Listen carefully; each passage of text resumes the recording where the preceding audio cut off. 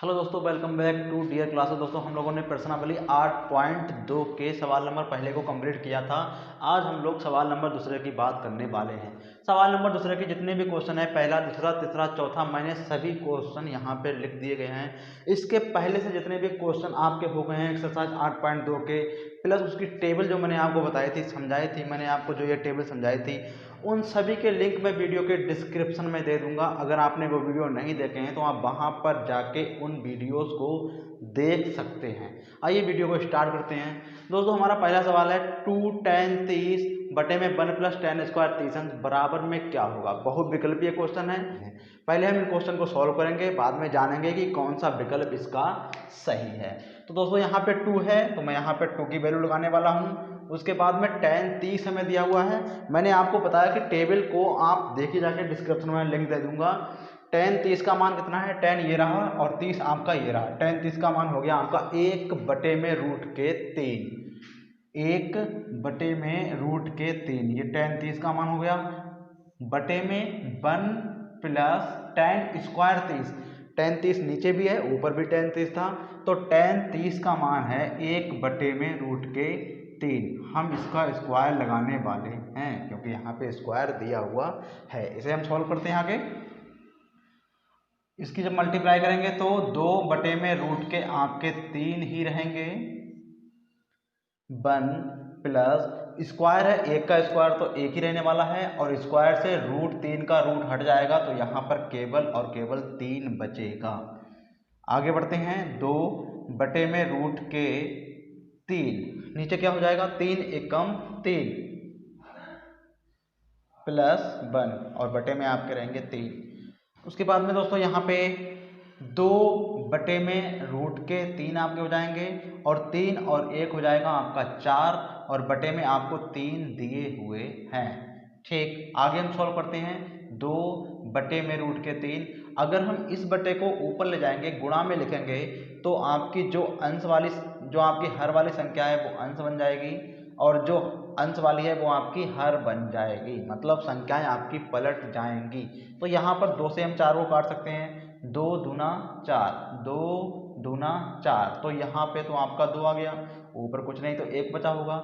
1/√3, यहाँ पर 3 दिया हुआ है। हम जानते हैं कि √3 और √3 की गुणा 3 आता है, इसलिए हम 3 को √3 गुणे √3 लिख सकते हैं, और बटे में आपको 2 दिया हुआ है। इस प्रकार से √3 से √3 कट जाएगा, और हमारे पास बचेगा √3 बटे में 2। अब हमें यह देखना है कि इन चारों में से किसकी वैल्यू √3 बटे में 2 होती है। साइन 60 की वैल्यू कितनी होती है, साइन ये रहा और 60 आपका ये रहा। साइन 60 का मान √3 बटे 2, तो हमें यहाँ पर ही पता लग गया कि ये साइन 60 की वैल्यू है। इसका मतलब हमारा विकल्प कौन सा सही होने वाला है, हमारा विकल्प ए वाला सही होने वाला है, साइन 60।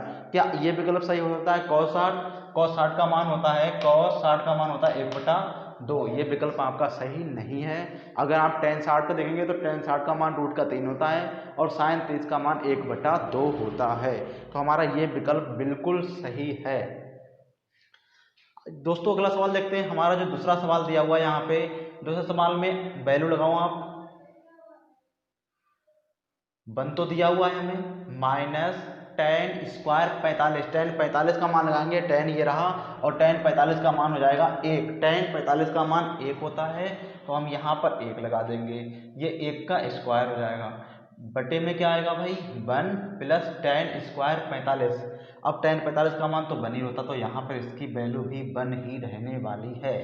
ठीक है, आगे क्या होगा, यहाँ पे 1 तो 1 ही है, और 1 का स्क्वायर भी 1 ही होगा। बटे में क्या हो जाएगा, 1 + 1 का स्क्वायर 1, तो 1 में से 1 जाएगा तो 0 बचने वाला है। बटे में 2, 0 बटे में 2। अब ऊपर 0 आ गया है तो ये पूरा मान भी 0 हो जाएगा। तो यहाँ पे आपका 0 आ गया है, और 0 कौन सा विकल्प आपका सही है, तो यहाँ पर आपका विकल्प डी सही है, क्योंकि डी 0 मान किसका है, डी का, तो आपका यहाँ पे विकल्प डी सही हो जाता है। तो यहाँ पर जो आपका विकल्प आया है वो डी आया है, और यहाँ पे जो आपका विकल्प आया था वो ए आया था। यहाँ पर हमारे 2 सवाल हो चुके हैं। अब हम अगला सवाल देखेंगे। तीसरा सवाल आपको ये दिया हुआ है, sin 2a बराबर है 2 sin a is true when, सत्य है जब a का मान होगा। a का मान कितना होगा, ये तो हम सवाल को सॉल्व करके ही बता पाएंगे कि यहाँ पर a का मान कितना होगा जब ये वैल्यू आपकी सत्य होगी। तो हम सवाल को सॉल्व करते हैं। हमें दिया हुआ है sin 2a बराबर 2 sin a। दोस्तों हम यहाँ पे एक फार्मूला जानते हैं sin 2a का। फार्मूला होता है sin 2a का, sin 2a बराबर में 2 sin a into cos A. ये फार्मूला होता है, आपका सूत्र होता है। ये सूत्र आपको याद होने चाहिए परीक्षा की दृष्टि से। तो यहाँ पर दोस्तों हमें sin 2a ही दिया हुआ है, हम इसकी वैल्यू लगा सकते हैं 2 sin a into cos A, और बराबर हमें दिया हुआ 2 sin a। यहाँ पर दोस्तों जहाँ पर किसी के साथ में कुछ नहीं होता है तो वहाँ पर उसके साथ में एक होता है, क्योंकि हम एक में किसी भी पद से गुणा कर सकते हैं, कोई भी फर्क पड़ने वाला नहीं होता है। क्योंकि यहाँ पर मैंने एक में गुणा इसलिए दिखा दी है, इस पद को हम इधर लेके आने वाले हैं। 2 sin a cos a हमारा इधर मान पहले का दिया हुआ है, sin a cos a, यहाँ पर भी a होगा आपका। तो यहाँ पर देखो 2 sin a को हम इधर लाएंगे तो मल्टीप्लाई की चीज़ है, गुणा की चीज़ है। अगर बराबर के इधर लाओगे तो भाग में आएगी और उधर आपका केवल 1 बच जाएगा। आपके यहाँ पर 2 से 2 कट जाएंगे और साइन से a से साइन a आपका कट जाएगा। केवल आपके पास बचने वाला है cos a। cos a बराबर में बचा है 1। अब यहाँ पर दोस्तों cos में एक मान किसका होता है, cos ये रहा और एक मान ये दिया हुआ है, और कहीं पर आपको एक नज़र नहीं आएगा तो एक मान होता है 0 अंश का। तो यहाँ पर दोस्तों हम एक को cos 0 अंश लिख सकते हैं। cos से cos आपका हट जाएगा और a बराबर कितना बचेगा, 0 अंश। मतलब a की वैल्यू कितनी निकल के आई है, 0 अंश निकल के आई है। 0 अंश वाला विकल्प आपका बिल्कुल सही होगा।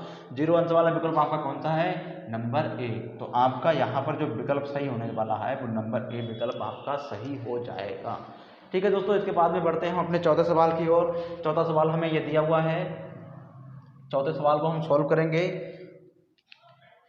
यहाँ पर दोस्तों आपको ये चौथा सवाल बिल्कुल एक जैसा लग रहा होगा, चौथा और पहला, पर अंतर है दोस्तों, यहाँ पर प्लस है और यहाँ पर माइनस है। ये अंतर है, वरना आप लोग एक में ही समझ रहे होंगे। इसे हम सॉल्व करते हैं। 2 tan 30, tan 30 का मान कितना है भाई, tan ये रहा, tan आपका ये रहा, 30 आपका ये रहा। tan 30 का मान है 1/√3।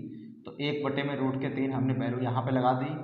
बटे में हमें क्या दिया हुआ है, 1 माइनस tan स्क्वायर 30। तो tan स्क्वायर 30 का मान वही आपका होता है 1/√3। tan 30 का मान हो गया और साथ में हो गया इसका स्क्वायर। ठीक है दोस्तों, आगे सॉल्व करते हैं।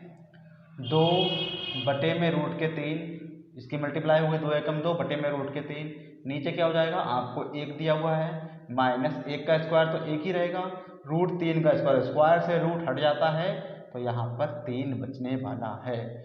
2/√3, अगर हम इसे सॉल्व करेंगे तो 3 एकम 3, 3 माइनस 1 और बटे में 3 हो जाएगा। 2/√3 हमको दिया हुआ है, 3 में से 1 जाएगा तो 2 बचेंगे और बटे में हमारे 3 हो जाएंगे। तो यहाँ पर दोस्तों अगर हम इसे गुणा में लिखते हैं तो गुणा में अगर लिखेंगे तो 2/√3 गुणे आपका 3 ऊपर जाएगा और बटे में आपका 2 हो जाएगा। 2 से 2 कट जाएंगे, ऊपर बचा हुआ है 3, नीचे √3। बिल्कुल हमने अभी सवाल में सॉल्व किया था कि हम 3 को √3 गुणे √3 लिख सकते हैं। तो यहाँ पर भी हम दोस्तों 3 को √3 गुणा √3 लिख सकते हैं और बटे में हमें √3 दिया हुआ है। तो आपके 1 √3 से आपका 1 √3 कट जाएगा। तो आपके पास कितना बचने वाला है, आपके पास केवल और केवल बचेगा √3। आपके पास केवल √3 बचने वाला है। अब फिर यहाँ पर आप वैल्यू देखो कि √3 किसका मान होता है, क्या cos 60 का मान √3 होता है। cos में कहीं पर भी √3 नजर नहीं आ रहा है, तो cos में तो होगा नहीं। क्या sin 60 में होता है, जब cos में नहीं है तो sin में भी कहीं भी √3, केवल √3 का मान नहीं है, √3 बटे में 2 है, √3 का मान नहीं दिया हुआ है। tan 60 का मान √3 होता है, tan ये रहा और इसमें √3 होता है, क्या tan 60 का होता है। तो हमें मालूम है कौन सा विकल्प सही है, आपका विकल्प सी सही है। आपका विकल्प सी सही है। sin 30 का मान 1/2 होता है। हमने दूसरे के सभी क्वेश्चन को यहाँ पे सोल्व किया। इसके बाद में दोस्तों हम अपना अगला क्वेश्चन देखने वाले हैं, क्वेश्चन नंबर 3। दोस्तों ये हमारा तीसरा सवाल है। तीसरा सवाल हमें दिया हुआ है, यदि tan a + b बराबर √3 और tan a - b बराबर 1/√3, और ये कुछ हमारी शर्तें दी हुई हैं कि 0 का मान छोटा होगा a + b के, जब a + b का मान जो भी आपका निकल के आएगा, जो आपसे पूछ रहा है, वो 0 से बड़ा होना चाहिए। इसका मतलब ये है, इसका मतलब है कि 0 छोटा होगा, यानी कि a + b का मान ज़्यादा होगा 0 से। उसके बाद जो आपके आगे शर्त दी हुई है, यहाँ पर a + b का मान छोटा होगा या बराबर होगा 90 अंश के, ये शर्त आपको दी हुई है। या फिर आप दूसरे शब्दों में कह सकते हैं कि 90 अंश का मान या फिर ज़्यादा होगा या फिर बराबर होगा a + b के। और आगे लिखा हुआ a > b, मतलब a का मान ज़्यादा होगा और b का मान छोटा होगा, b का मान कम होगा। ये कुछ आपकी शर्तें हैं जिनसे कोई मतलब नहीं है सवाल में। आगे आप सवाल सॉल्व करेंगे तो यही शर्तें आपके सामने होंगी। इनका कहने का मतलब इतना है, आप सवाल को सॉल्व करो और a और b का मान निकालो। इसलिए मैंने इन शर्तों को रेड पेन से, रेड मार्कर से नोट कर दिया है। तो यहाँ पर दोस्तों आपको निकालना है, यदि tan a + b बराबर √3 दिया हुआ है। मैं यहाँ पे सॉल्व करता हूँ। हमें दिया है tan a + b बराबर में √3 दिया हुआ है। tan में √3 दिया हुआ है। आप देखो tan में √3 मान किसका होता है, ये रहा tan और √3 ये रहा किसका, 60 का। tan 60 का मान होता है √3। तो आप बिना देर करे आराम से tan का मान यहाँ पे लगा दो। tan 60 मैंने यहाँ पर लगा दिया। तो इस हिसाब से tan आपका हट जाएगा और क्या बचेगा, a + b बराबर में 60 अंश बच जाएगा। इसे आप मानो समीकरण नंबर 1। ठीक है दोस्तों, जो हमारी दूसरी शर्त थी, जो दूसरा मान हमें दिया हुआ है, tan a - b बराबर में 1/√3। बिल्कुल ऊपर वाली शर्त की भांति आप इस शर्त को भी नोट करो। यहाँ पर 1/√3 हमें दिया हुआ है, तो tan में 1/√3 मान होता है 30 का। tan 30 का मान होता है 1/√3। आराम से लगा दो।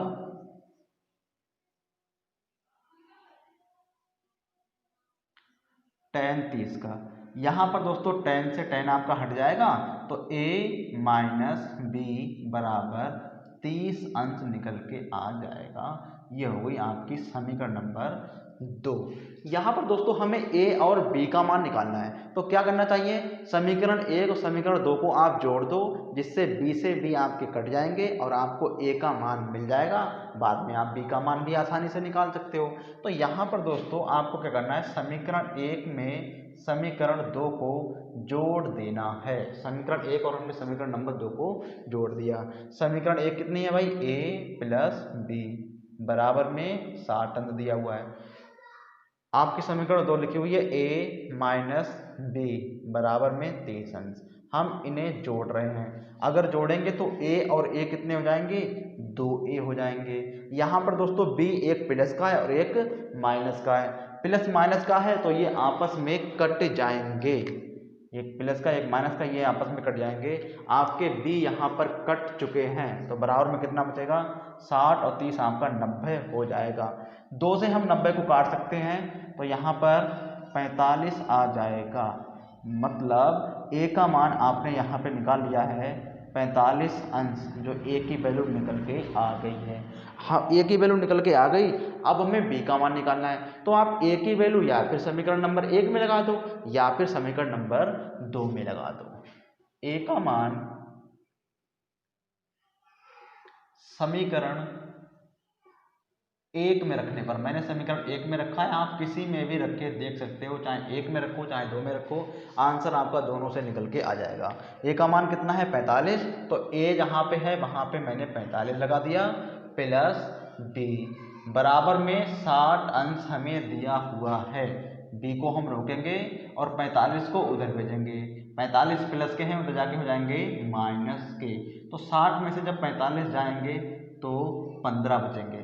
तो यहाँ पर दोस्तों जो बी का मान निकल के आया है वो 15 निकल के आया है और जो ए का मान निकल के आया है वो 45 निकल के। आपकी शर्त क्या थी कि ए का मान बड़ा होगा, ये ग्रेटर देन है बी से, ए का मान ज़्यादा होगा बी से। आप देख लो ए का मान ज़्यादा है कितने से, बी। सभी शर्तें आपकी यहाँ पर आपका ये सवाल पूरी करेगा। अतः जो आपका ए का मान निकल के आया है वो 45 अंश है और जो बी का मान निकल के आया है वो 15 अंश है। यही आपका आंसर होगा। वीडियो कैसा लगा कमेंट बॉक्स में ज़रूर बताएं। वीडियो को लाइक करें, शेयर करें और चैनल को सब्सक्राइब करें, क्योंकि गणित से रिलेटेड इस टाइप के वीडियोस मैं आपके लिए लाता रहता हूं। Thanks for watching.